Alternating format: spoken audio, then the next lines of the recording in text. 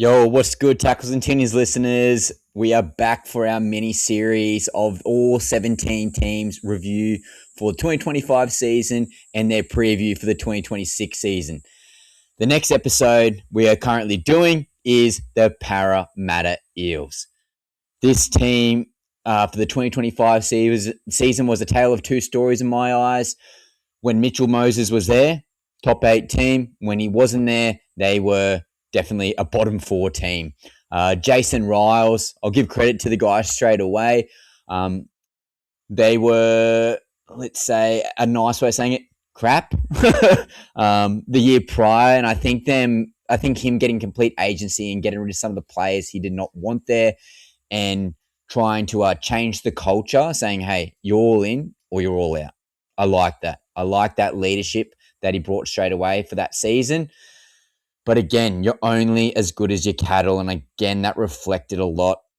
A bit of turbulence in recent times, obviously, with Zach Lomax leaving the club, Dylan Brown, the whole contract situation. We're going to go through all that in this episode. But again, I want to hear from you guys as the fans. How do you think Parramatta Eels went in 2025, and where do you think they're going to go for 2026? But let's just get straight into it, guys. So in 2025, the Parramatta Eels were 12th on the ladder with 10 wins, 14 losses, and only a negative 76 for and against. Not good, not great, the definition of mediocrity. So again, there was a bit of that awkward zone. Again, when I said before, when Mitchell Moses was there, I thought they were quite competent. When he wasn't there, again, they were a bottom 4 type of team. Again, they're moving on from people like Gutho, RCG in the start of the 2025 season. A lot of experience leaving the squad. Even guys like Ryan Madison, Sean Lane. These are out-and-out veterans who have been there for a long time. You can even say Sivo as well. Completely new team. Josiah Papali'i, another guy who came through.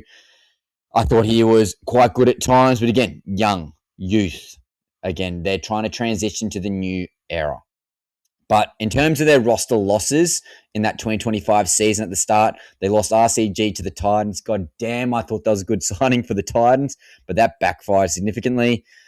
Clint Gutherson, again, he was their leader. He set the standards, he set the culture. Big loss in regards to that sort of thing. But in regards to attacking upside, I think a guy who we're going to talk about very soon probably exceeded expectations there.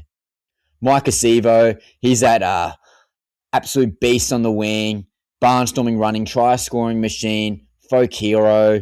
Big loss in my eyes in regarding to the wing, but they got a guy in Josh Adokar who's almost like a 1-for-1.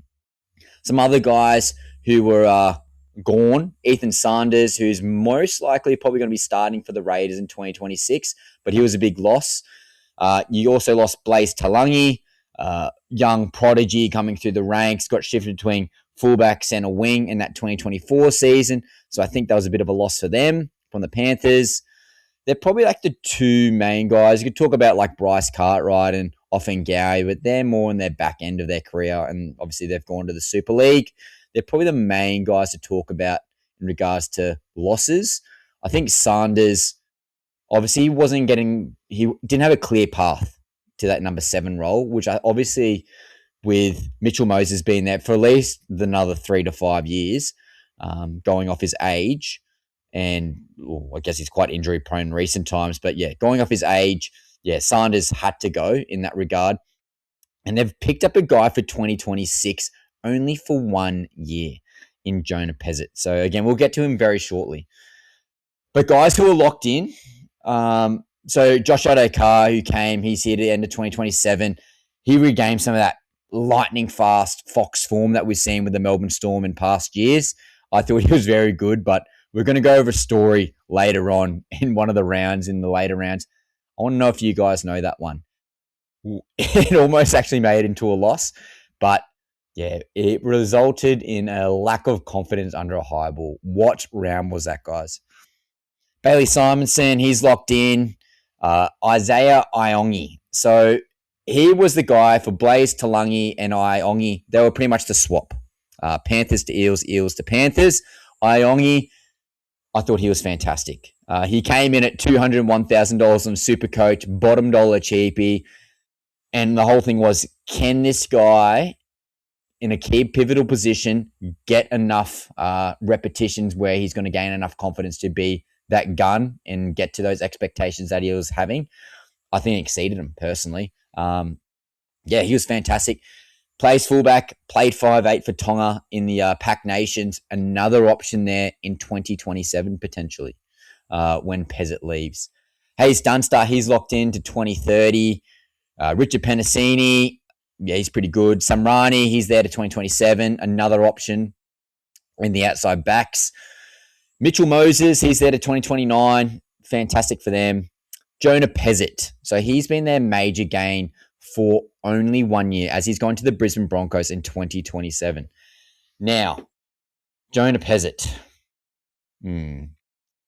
Probably starting at 5'8", more than likely. He's definitely the backup halfback when Mitchell Moses goes down, which is at this stage inevitable, unfortunately. Touch wood, he's healthy.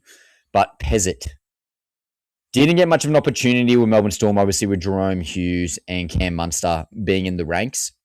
But when he did get the opportunity, I thought he had a lot of poise and control in his kicking game and control of the team. But that's a halfback's job. You got Mitchell Moses, and again, I've got a story which also relates to that early on with Addo Carr. That same game, Mitchell Moses is the guy. He is the halfback. He is the general.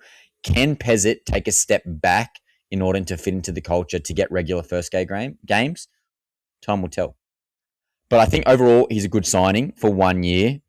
But does that stunt the growth for someone else, potentially? And that guy is actually Joash Papali'i. He's signed there for the end of next year. He's a fullback 5'8", bit of utility. He's just a footballer. I'm not sure exactly what position he's probably best in. I'm probably going to say fullback. But does that mean a guy like Isaiah Iongi then has to shift into the halves in 2027? Maybe. Where does Joash fit in the team now that Jonah Pezet is here for 2026? Well, I think he's actually been saved by that extended bench squad with 19 players now, but we'll see. We'll get to that top 19 later on in the episode. Their forward two are locked in. You got Junior Paulo. Yeah, we'll talk about him later on, but he's there to 2026. Jermaine Hopgood, or better known as Jermaine Prop Good, he's there to 2027. Yeah, again, we'll get through him later on. Ryan Madison, 2026. Luca Moretti, 2027. Matt Dury, 2027. And guys like Kelma Tuolangi, Kartoga, who's there 2027, and also Jack Williams, who had a fantastic year, is also there for 2027. So there's sort of the main guys who are there. Some gains that they've got, though. So Jack de Belin, who's come from the Dragons, middle forward, big experience, good in defense, international representative for Papua New Guinea. I think he's going to be very, very good for them. Again, losing a little bit of experience in the past years, with obviously RCG leaving the team, Sean Lane leaving the team. I think de Belin is going to be a perfect guy for that type of role. I think he's going to get probably around 45 to 50 minutes. So again, he'll be a mainstay in that team. We've already talked about Jonah Pezet, young half, very controlling halfback, but can he play 5'8"? Can he play 5'8"? And if their team's doing bad, do they just bench him and say, hey, you're just the backup? He's only there for 1 year, guys. I think that's a big thing. If the Eels underperform for 2026, I don't think Pezet will be a mainstay in the team personally. I think he'll be Mitchell Moses' backup. So today's date is the 5th of January, and it's been confirmed by the Gold Coast Titans Instagram page. Brian Kelly, who is the Gold Coast Titans mainstay in the centres, he is now gone to the Parramatta Eels for the 2026 season. I'm not sure on the length of the deal, but he'll at least be there for 1 year. I do like the signing for them. When we get to their top 19, particularly looking at their outside backs and their depth in the outside backs, there's not much. I think Brian Kelly, at this stage, it's his jersey to lose in the centres, particularly with a guy who we're about to talk about leaving the team. He could be very good for them. He was a 2019 Dalian Centre of the Year medal winner. I think the Titans fans, and himself can probably agree that they need a fresh start. And I think going to the Parramatta Eels, again, probably in a similar bracket with the Titans in terms of where where they're expected to perform and should perform. I think Brian Kelly will do very well, and particularly with a guy like Mitchell Moses in the team. But yeah, heaps of talent, but can he be consistent? That is a big talking point. 2026 losses, so some big ones. Okay, so Zach Lomax, my God.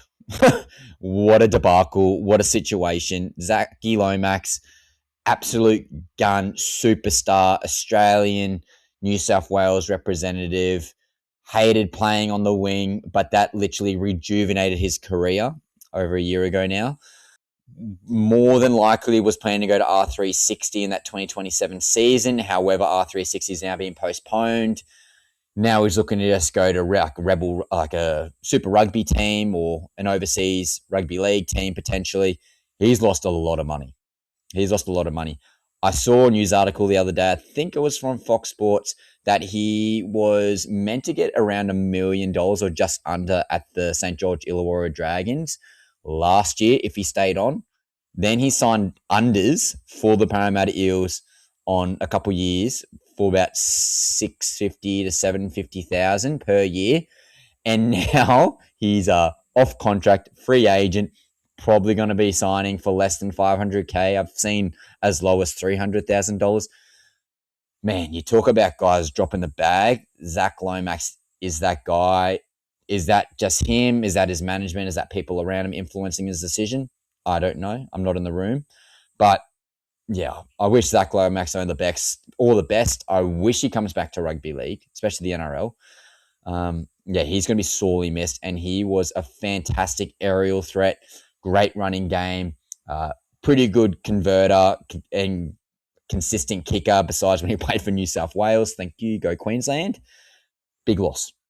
The other huge loss for the 2026 season is Dylan Brown. He's gone to the Newcastle Knights.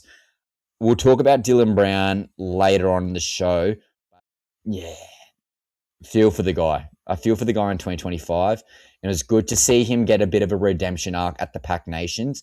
And yeah, media scrutiny and the media absolutely slamming him, stepping on his head all of 2025, and then getting that redemption arc and the fans, the media saying he got robbed of the golden boot. Love that for Dylan Brown. I'm expecting huge things at the Newcastle Knights for him. And guys, we talked about Dylan Brown in the Newcastle Knights preview/review. Go to our Instagram or YouTube or TikTok, wherever you want to go watch your video format, or please go to Apple Podcasts and Spotify to go check out that review and all our team reviews. But yeah, Dylan Brown, huge loss. Sean Lane, he's off the team. He's retired, or can't see exactly what he's done. But yeah, he's off the team.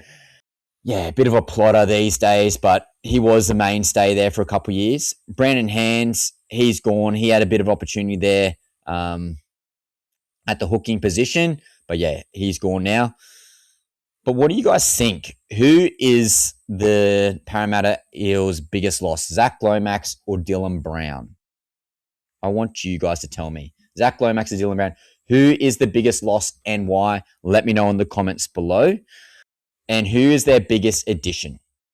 Is it Jack de Belin getting that mainstay in the forwards, bit of grunt, bit of experience? Or are you looking at a guy more like Jonah Pezet? Could be the backup half, could be starting 5'8". Only there for 1 year though. Or it could be a guy like Brian Kelly looking for that redemption story. Former Dally M Centre of the Year 6 years ago now, which is 7 years ago. Wow, that's crazy. 7 years ago now. Is Brian Kelly due for a bounce back season? Let us know. Biggest loss, Zach Lomax or Dylan Brown? Or biggest addition being de Belin, Pezet, or Brian Kelly? Let us know in the comments, guys. Now, also what to talk about. Coaching. I think Jason Riles had a fantastic year overall. Expectations were low in my eyes, personally. I thought he set the culture really well. Again, I mentioned earlier, he had the mindset, you're completely in or you're completely out. Buy in or you're gone. If you're deadwood, you're gone. If you're a hard worker, you're in. He's setting new standards. I love that. Jason Riles, if I had to give a rating out of 10, I would give him an 8 out of 10 for their season. I thought he was very, very good overall. So Jason Ryles, hat off to you. Get a fresh crack of the tin. Now, 2025 performers, how it actually went. So again, when Mitchell Moses actually played, I thought he was fantastic. Great control, level-headed. Well, besides the one story that again I will share later on. But yes, very level-headed, fantastic kicking game, can goal kick. Injuries and staying on the paddock is his biggest issue. When he played, top 8 team. When he didn't play, bottom 4 team. I've reiterated that a couple of times this podcast. Josh Adokar, what a resurgence. Fantastic to see him play. I loved the energy that he brought, the enthusiasm, the culture building that he's had from the Melbourne Storm from the past few years. Adokar, fantastic bounce back year for him. Dylan Brown, again, he's not a halfback in my eyes. Will he be playing a halfback for Newcastle Knights?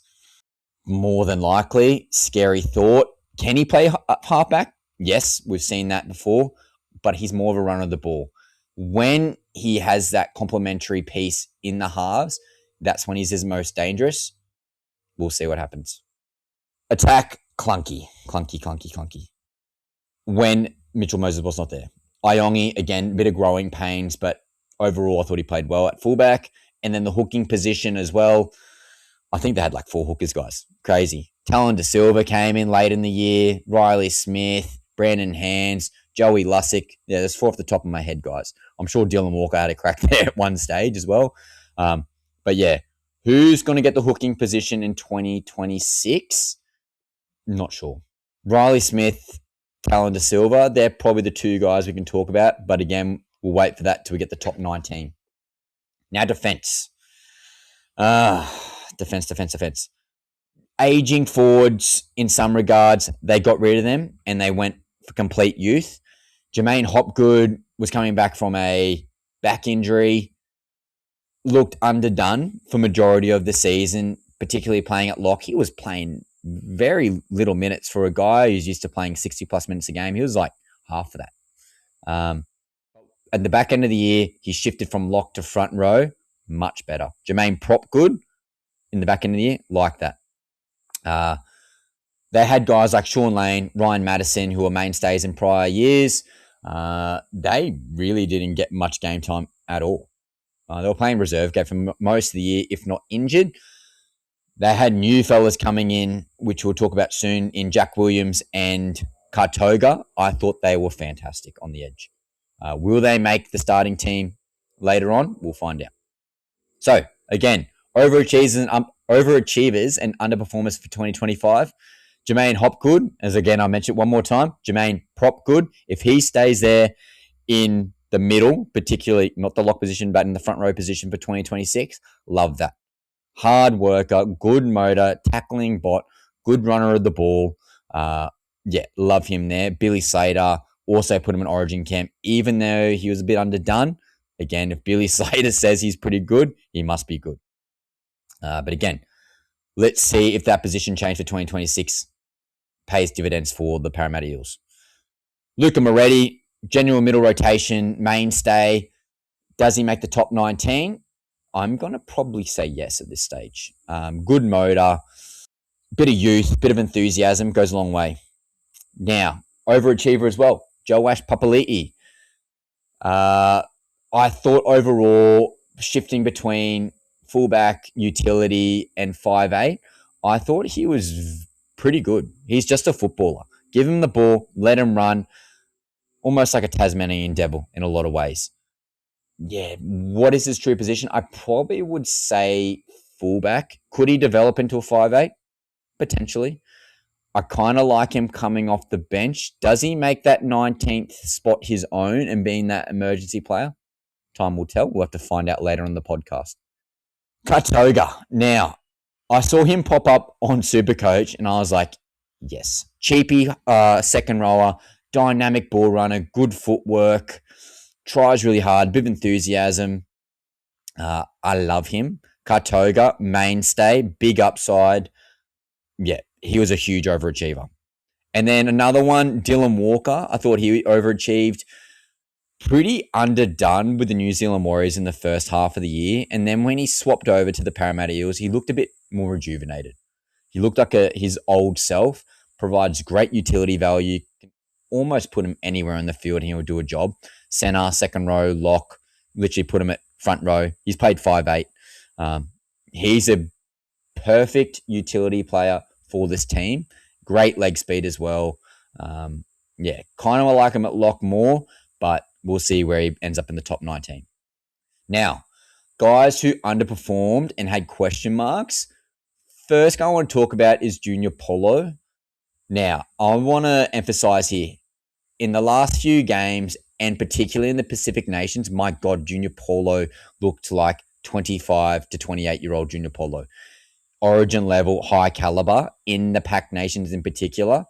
But the inconsistencies in the start of the season, I think, again, with RCG, his running mate for most of that 2024 year, losing him, I think that might have played a bit of impact with how he performed. If he can replicate what he did in Pac Nations for the 2026 season, even doing that at an 80 to 85% clip, he's going to be fantastic for them. But again, can they manage his minutes? Can they manage his work rate? Does he come off the bench? We'll see. But again, fantastic for Samoa. I honestly thought he was borderline their best player. Sean Lane, inconsistent, lost that position to Kartoga and Jack Williams. He's off the team now. So he was a bit underwhelming. And again, in prior years, he's been a mainstay in that second row position. Now, another guy we could talk about is Kalmar Tuolangi. Dynamic ball runner, hits hard, should be the ideal second rower. Timu Olakauatu almost. No, I'm just taking the piss. But he's a very good ball runner. But again, decision-making, energy at parts, defensive reads were probably his biggest letdowns. And again, that's why he probably got dropped, particularly with Jason Riles wanting that consistency from his boys. Did make an appearance later on the season, but does he make the team in 2026? He's due for a big off-season. Dylan Brown, obviously we touched on him earlier on. Injuries, he had that partial ACL rupture, and then he didn't get surgery. Looked pretty good. I was a bit worried because, again, that could always lead to a full tear. Guys have had partial tears before and they haven't been able to rehabilitate that. A guy in recent times is Billy Walters for the Brisbane Broncos, but Dylan Brown, overall, I thought he was good, all things considering that. Not having Mitchell Moses there, again, he's a running 5'8". He's eyes up football. He's a Jerome Luai-esque type player. But on his given day, he can be the best player in the park. And I think the biggest thing for the letdown for him was the whole contract debacle with Parramatta, and you can almost say the media bashing of him with his long-term contract with the Newcastle Knights and the huge money bag that goes with it. Hey, go get that bag every single time. Go get that money. But I think that played a big thing for the culture of the team and for him personally. He should be one of the best halves in the game on his given day. I'm hoping a fresh start for him will be the best for him. But Parramatta Eels fans, I want to hear from you. How do you think Dylan Brown went in 2025? Let's get a rating out of 10. I'm going to give Dylan Brown, all things considering that I just said, Dylan Brown, 7.5 out of 10. In the Pac Nations for New Zealand, my God, he was a 10. He was a 10. He should have been the Golden Boot winner. How the hell did Harry Grant get Golden Boot? Seriously, guys. How did he get Golden Boot? Go through the stats, guys. I've talked about it in our off-season review, so you can go watch that in our link tree with Chris about the Golden Boot / the Pac Nations / the Ashes series. So go watch that if you want our full breakdown of the Golden Boot situation with Dylan Brown and Harry Grant. But yeah, Dylan Brown, overall, very good. Bit inconsistent, media bashing, big contract, fresh start, best thing for him.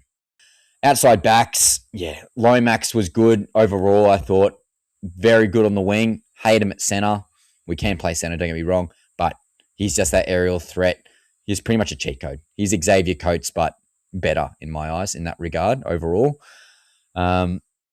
He's going to be missed. He is great yardage out of their back line as well.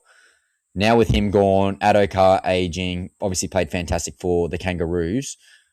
Yeah, a couple of boys coming back from injury as well. The back line will be very interesting when we get to that top 19.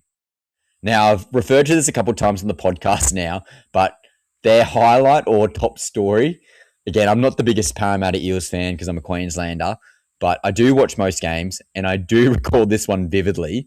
Round 23, Cowboys versus Eels, Mitchell Moses spraying Talon De Silva 3 times for poor service and him taking the line on. Go do yourself a favor. Go on YouTube. All you have to type in is Mitchell Moses spray Talon De Silva on TikTok, YouTube, Instagram, whatever. It will come up. My God, it's the funniest things. He literally just runs up and just putting his arms out like a gazelle and just absolutely laying into him. It almost cost him the game. Crazy.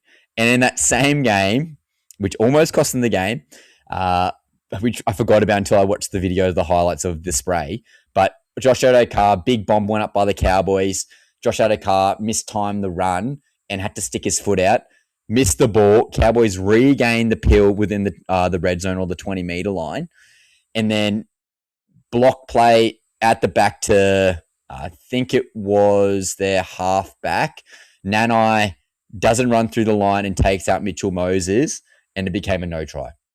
He got called a try at the very, very start for Jake Clifford. That's the name. Jake Clifford, I was thinking on the top of my head.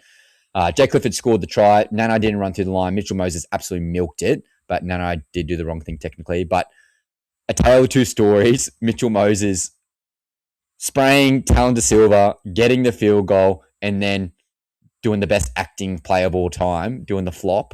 That's something I remember. And again, that's why he's a winning player.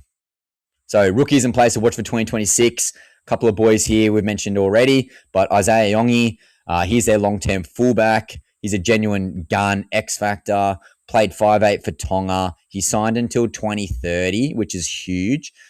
He's going to be in their plan somewhere. Does he shift to 5'8" in 2027 when Pezet leaves? Not sure. But first year at fullback, he's only going to get better. I would keep him there, personally. I like Iongi at the back. Another guy, Charlie Geimer, inconsistent with playing time, but extremely hardworking, and Jason Rowell obviously respects and appreciates that with his boys.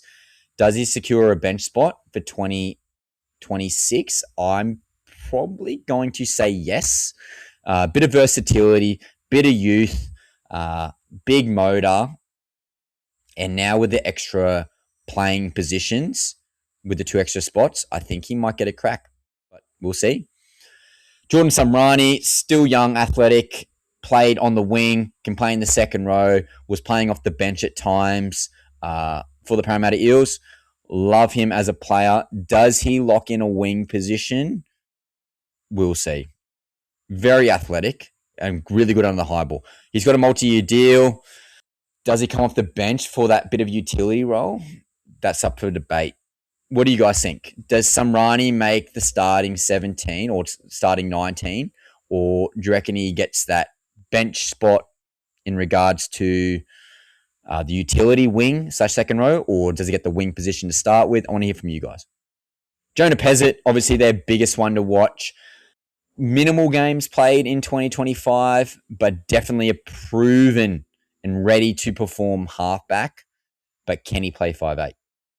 And I mentioned before, if the Parramatta Eels start stinking up the joint, which is definitely possible, the league's very, very good this coming for 2026, do they just say, hey, you're not playing 5'8" anymore, you are Mitchell Moses' backup? Very possible. Very possible. He's only there for 1 year. He's gone to the Brisbane Broncos in 2027. Does that then put Joash Papali'i into the team? Potentially. We'll see. We'll see when we get to the top 19. Another guy to talk about and players to watch, Talon De Silva, came mid-season. He featured in that big spray that we talked about from Mitchell Moses. But again, he's there, according to the NRL.com, he's there until 2029. So saying all that, he looks like their definitive number 9, personally. Does he start? over Riley Smith. We'll see. We'll get to that top 19. Very crafty. Hopefully he can regain some confidence, but definitely potential in his game. So the 2026 draw and strength of the schedule according to Fox Sports. Their draw difficulty. So cons, 2 games impacted by Origin against the Raiders and Manly Seagulls. No bye until round 12. So they got 11 straight games to start the year. You almost would rather that personally. You'd almost rather that. Brutal opening with the Storm, Broncos, and Panthers in the first month. I'm probably going to say, so again, those brutal schedule with the Storm, Broncos, and Panthers in the first month. How will they perform against those teams? They're probably, at a minimum, top 6. Maybe some regression from Melbourne Storm losing Pappenhausen and Eli Katoa. Broncos, reigning premiers. Expect them to be minimum top 4. Panthers, proven winning team. Literally lost no one. And all their younger fellas have got another year of experience. And Blaze Talangi, another year with Nathan Cleary in the offseason. Again, that's only going to prove dividends for the Panthers. Slow start, we'll see. So again, if they're starting 2 out of 6 or 3 out of 7, what's that going to say about their prospects with Jonah Pezet? What's that going to say with their prospects regarding, let's say, potentially Joash Papali'i, Isaiah Iongi? Will there be shifts around? Does Talon Silva start the hooking position? Many, many variables due to that fact. Again, does Pezet and Moses gel due to, I'd say, again, Moses' dominant playmaking nature and Pezet's very similar playing style in regards to controlling a team? We'll see. And then obviously during Origin, losing guys like Moses is going to be hugely impactful. I do project Moses and I do project Cleary to be the starting halves for New South Wales in 2026. But again, can a guy like Pezet then lead the ship? I think it's a perfect 1-for-1, but again, key talking point there. So, guys, our projected starting 17 plus the extra 2 players who might get a crack depending on the game situation. So again, we've reiterated this now. They've got 19 players on the bench. You can only use 17. So only 4 out of the 6 players on the bench can be utilized. So at fullback, I've got Isaiah Iongi. Okay.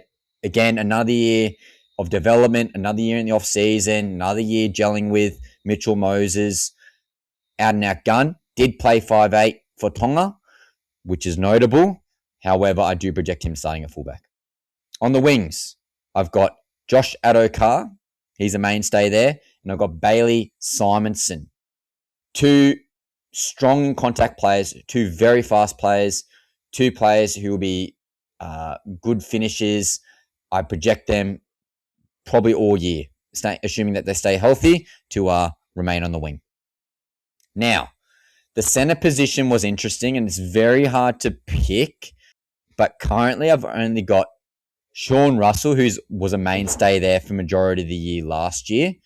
And then there's a spot up for grabs in regards to Zachy Lomax leaving. I'm going to say Brian Kelly.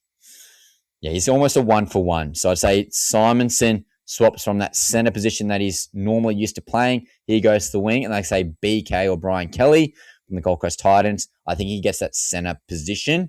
There's some other guys that we could talk about. Potentially a Joash Papali'i as another guy who could get a spot there. You could also look at guys like Richard Penasini.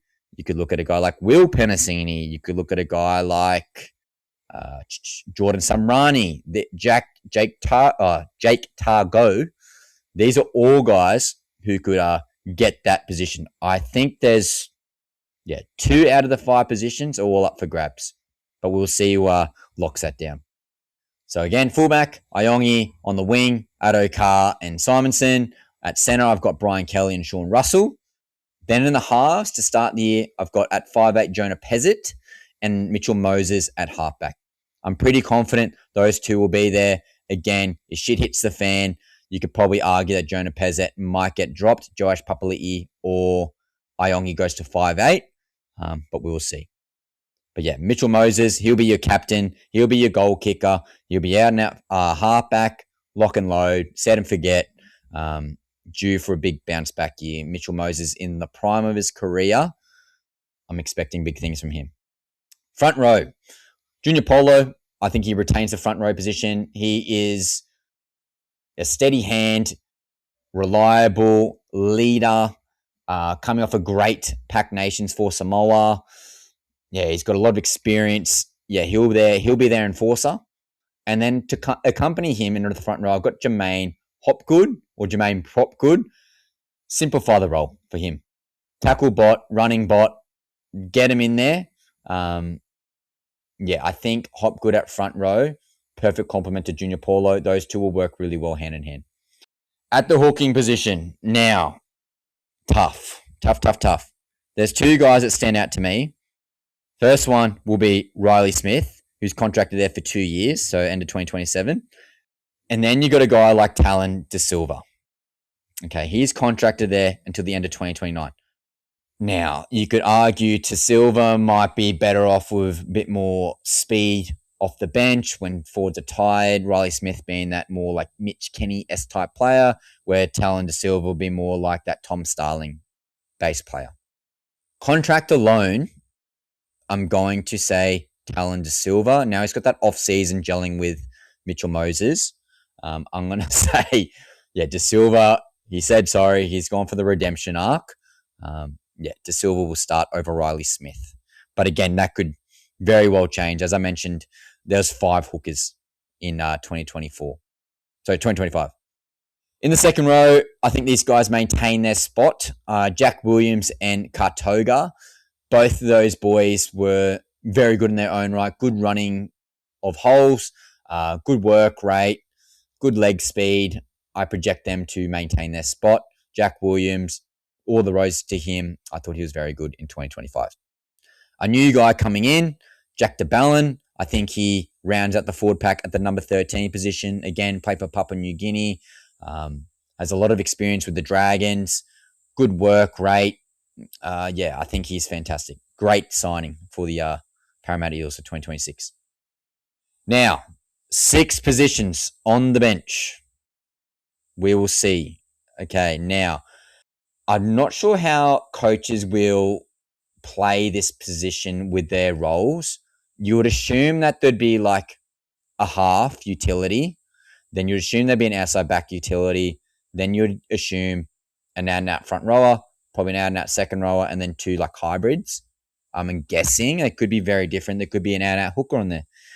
But going off that, I've got Dylan Walker as my number 14. Again, mid-season signing from 2025. I thought he was fantastic.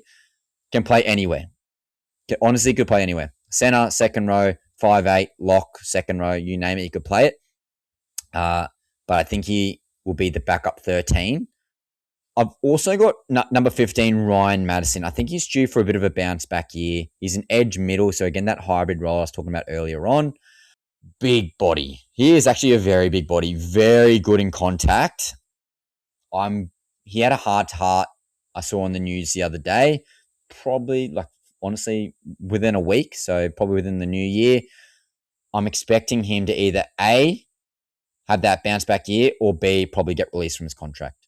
I don't think there's any middle ground. He's either playing or he's getting released personally. We'll see. But he should be there. He should be there.